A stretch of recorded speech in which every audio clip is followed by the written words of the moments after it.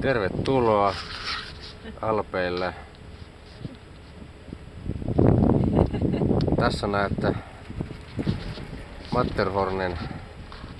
Olemme juuri nyt Italian puolella Servieniassa. Ja täällä Matterhornia kutsutaan Monte Servinoksi.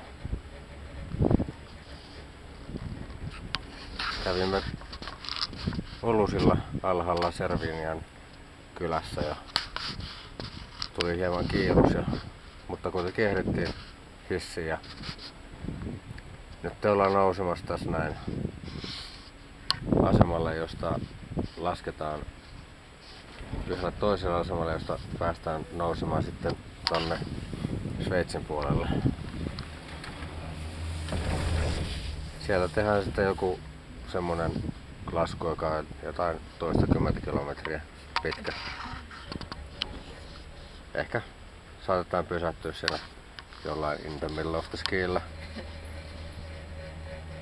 Hienoa on. On hienoa. Ciao. Ciao.